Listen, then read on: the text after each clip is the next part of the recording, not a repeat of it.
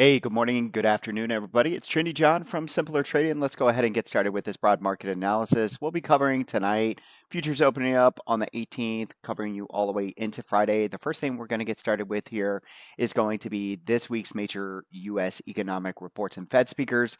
Before we move on to that, if you wouldn't mind just going ahead and hitting that like button, I'd really appreciate it. Today, again, is the 18th. We'll be looking at this week's major U.S. economic reports and Fed speakers. So, to get us started, first things you need to know is that these are all just catalysts that push price into supply or demand. But also, I just want you to be aware of it because volatility can come into the market. Again, we're not scared of volatility. We absolutely love it. The faster, the better, in my opinion. And once the market starts to slow down, which I'm sure it will in time, things will seem really boring to you. So let's take advantage of it. Let's have fun. So Monday, 8:45 p.m., you guys can see we have New York Fed President John Williams speaking. And then looking down here, we have more Fed heads speaking. And then at 10 o'clock Eastern, U.S. leading economic indicators.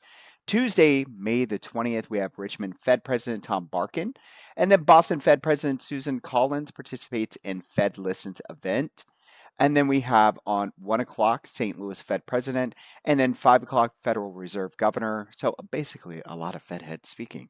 Wednesday, May the 21st, we're looking at Richmond Fed President Tom Barkin once again.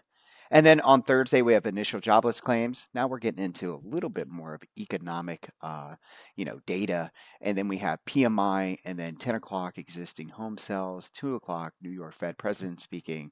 And then on Friday, we have Kansas City Fed President Jeff Schmidt and new home sales. And then to get us through the end of the day, we have Federal Reserve Governor Lisa. And then on Sunday, this is interesting, Sunday, May 25th, we have Federal Reserve Chair Jerome Powell commencement address. So interesting, anyways. I don't usually see a Sunday uh, calendar event on here. So something just to take note of. The next thing that we're going to be looking at is this week's anticipated earning releases. The biggest one on here for me is going to be HD. Home Depot, I do have a leap position in here, and it'd be really interesting to look at this chart tomorrow morning at some point when we open up. They haven't done so well this year, and I would imagine since they haven't done so well, it may not take a whole lot for them to actually have some kind of push to the upside if their report's not terrible. Okay, just something I'm thinking about. The rest of these names, if there's any names that I want to trade, I love trading into earnings. If there's a name that you want me to take a look at and give you my analysis before they report, please just let me know. Okay, let's go ahead and move on. The next thing we're going to be looking at is the bigger picture. I want to be using SPY, QQQ, and those type of things. I love doing this because the bigger picture is by far the most important. Here's Bitcoin. Anyways, we'll get there towards the end of this. I definitely want to talk about Bitcoin, but for now, let's go ahead and take a look at SPY. We'll be looking at the quarterly. Let's talk about what's happened so far. When I take a look at this, you guys can see last week I said overall in the bullet we were in the bullish channel, and bulls have gained the 618, which is the golden Fibonacci of the high to low of this year. The two major levels for me last week were 563 and 547. I would like to see 3 weeks above that level, which was the 618, which we did see. And then that's an awesome, we have a base above that level now, which I'm really happy about. Now, for this week, the two major levels for me this week are 582 and 593. And I just want to explain those really quickly to you.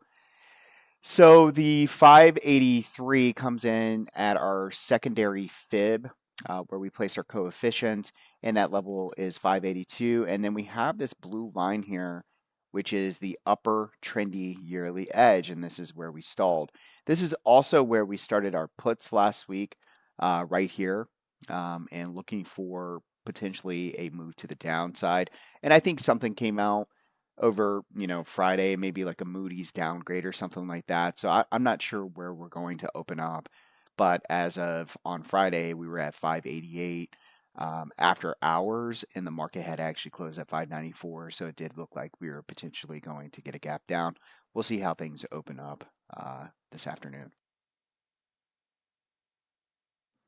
All right. Also, just take a big picture. I think it's really important, once again, for us to look at what's happened so far. So, what I'm doing is I'm measuring our Fibonacci from this low into this high. We pulled back into, looks like the golden pocket. Price then pushed up. This bad boy turned into a hammer. And again, here we are. Okay. Now, these primary fibs, this is our bullish channel, the 23 by 38.2, and you can see price is well above that. So again, guys, my two major levels coming into this week are our secondary fibs. And what I mean by secondary fibs is that I came in here, I took some Fibonacci, I placed it from the high, so roughly here down into the low, and you can see that we got above the 76.4. Okay, so that's where that level's coming into. And this 618, also very important, 563 level. Just know if we were to break down below there, that's where I would actually start getting a little concerned. But for right now, I'm not looking for that. Okay, let's go ahead and move into our next QQQ is what we're going to take a look at. Look at the bigger picture. And again, the quarterly is what I'm interested in for these big pictures. And for far as going into this week, these two major levels that I'm looking for are 523 and 509. Let's go ahead and explain them. So once again, my primary coefficients or my primary fib, if you will, from the low to the high here, you guys can see that price pulled back pretty much close to the golden pocket. We had a really nice push from there. We also hit the trendy yearly edge. We were looking for our portfolios to be long. Things looked really well. We're back above the 9 EMA cloud. We pushed up, very, very nice hammer. We came into or close to the trendy edge. And again, this would be reason for caution going into this week.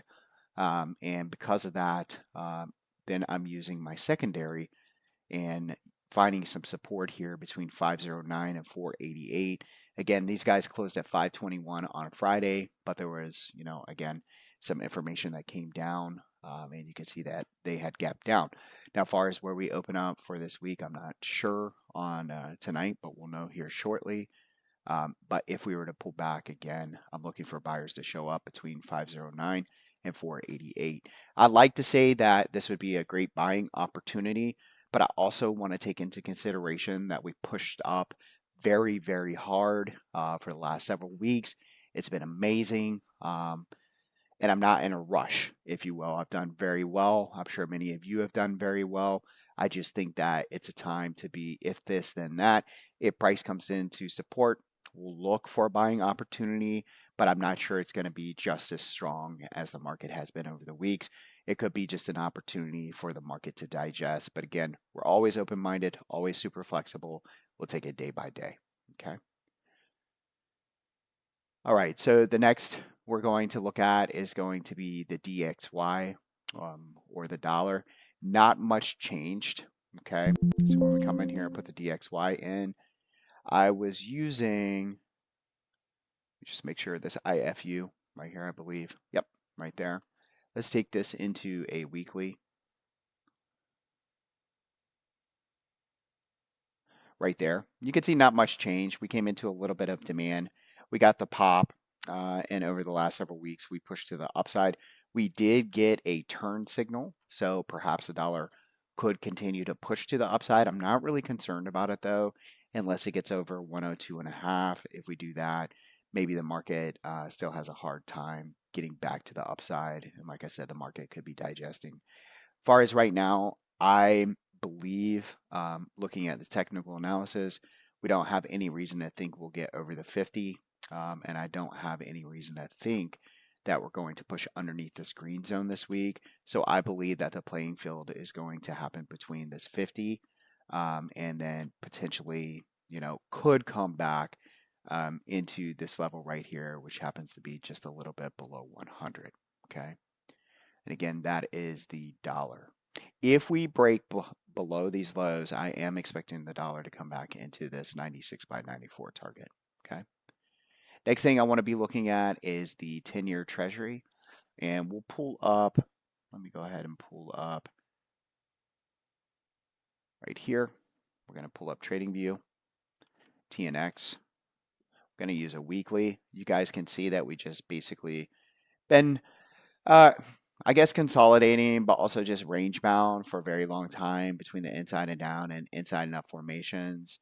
And currently for me, I see this moving towards 3.8, perhaps into June, July timeframe. But for now, caution is warranted in the overall market if we see above 5. So just create an alert for above 5. Other than that, I think we just play within this playing range. So basically, this red zone and the green zone. Next thing that I'm going to be leading to is going to be the skew. The skew is very important to me, but it also is just part of this overall broad market analysis. Traders might use this skew um, to adjust their portfolios. I know I do, but again, it's not the sole reason I adjust my portfolio. Other things need to match up. If the skew is at a high, one might consider buying protective options, so insurance. And if it's towards the low end, then we're looking to go long. We're kind of caught, if you will, between the two major levels. So here and this lower level here. In the last year and a half, we've been playing within this zone right here. And so we look to go long at least 5+ days out when we're in this area. And you can see the market had a really nice week last week, so that worked really nicely.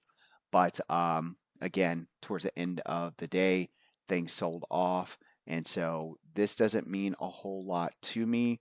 It wouldn't mean a whole lot unless the skew were to drop below 125, then the market would be in extreme fear again. I think it's just an opportunity after Friday to just digest. Okay. Far as the skew is concerned, though, again, if we're in the extreme levels up here, we want to be protecting. If we're at the extreme levels down here, which we haven't been in almost 2 years, we'd be looking at getting super long in this area. And as of right now, we're just playing within this range. Let's go ahead and move on. The next thing we're going to be looking at, well, we don't need to take a look at it, but the fear and greed index is at 71 this week. So we are in the greed section. And when most participants in the market or on the long side, as they would say, greedy, then typically we'll get a rug pull. And it sounds like that happened after Friday's close, which is great because we put on puts towards the end of the day. So, anyways, we may be able to capitalize off of that. And we did the same thing on Tesla. Tesla had hit the golden pocket. We also put puts on right there. So perhaps that plays out as well. We'll see if we get an opportunity to sell some of those puts tomorrow. Okay.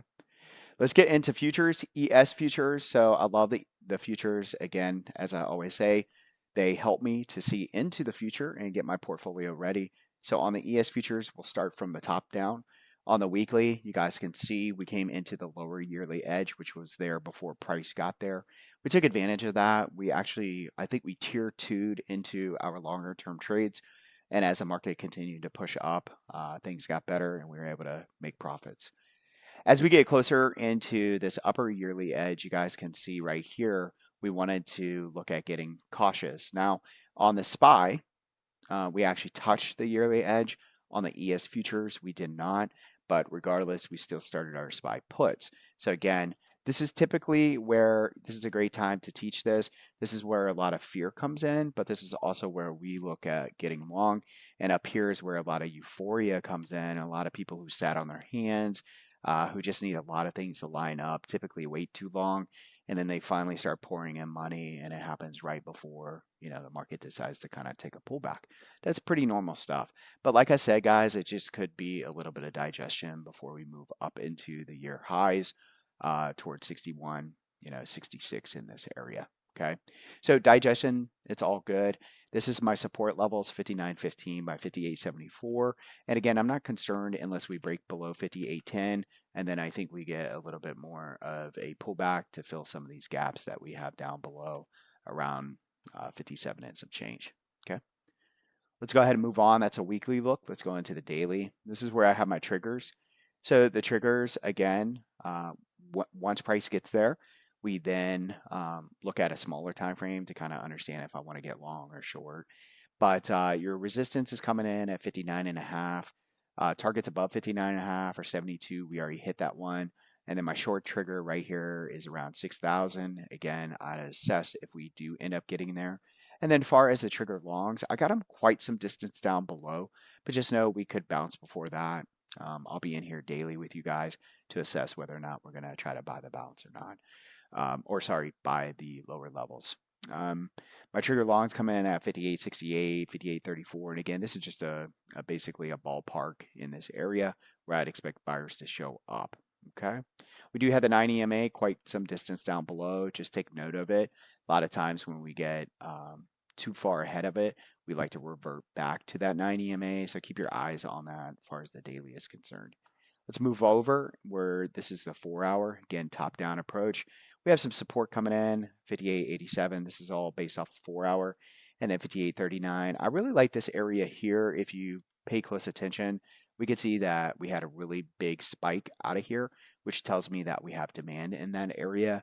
And because of that, this is my favorite level. And these are levels where we can get what we call relief bounces. If you don't know what a relief bounce is, please watch the video. It's on my YouTube channel. Okay. Let's go ahead now and move into the Nasdaq. And same thing, guys. We're going to go from a top-down approach. Notice we came into the trendy edge and a buy zone. We picked up from there. Things look great. We got very close to the sell zone. I mean, very close. You can't be a D for a T. So again, we got a little protected there on Friday. And again, the market sold off after hours. Our support comes in at 21,220 by 21,000. Basically, and if for some reason we break below 20,695, we could be looking for that move back to the 618, which is around 20,161. Let's go ahead and move on into the smaller time frame. Once again, guys, these are our triggers, our resistance point. I'm just using the weekly edge. If we are below that weekly edge, which happens to be around 21,390, then I'm looking for the market to go sideways to down and down into perhaps some of these trigger longs, which is 20,958 by 20,399, 20,400. This is where I'd expect buyers to come in. Same thing, take note of the 9 EMA. Again, when price is above that, a lot of times we revert back to that to find some sort of relief bounce. Okay. Moving on over to the 4 hour, same thing, guys. We're getting closer to the yearly edge. We backed off. Support levels coming in at 21,000, 20,652. And then below that, we could see prices come down into some of these levels that I showed you here on the daily. All right.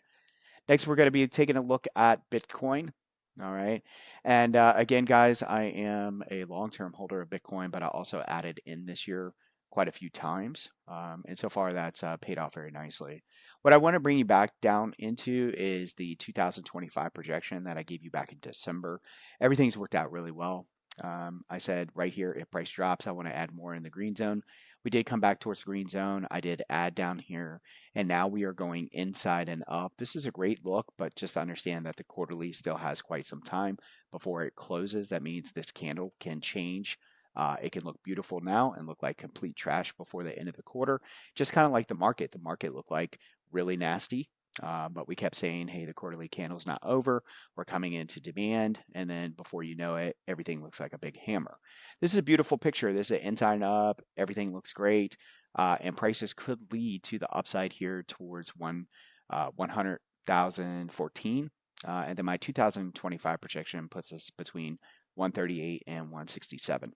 Okay, and we'll cover this, and obviously if things turn or whatever, we'll go to smaller time frames and take a look at where I might want to buy the dip.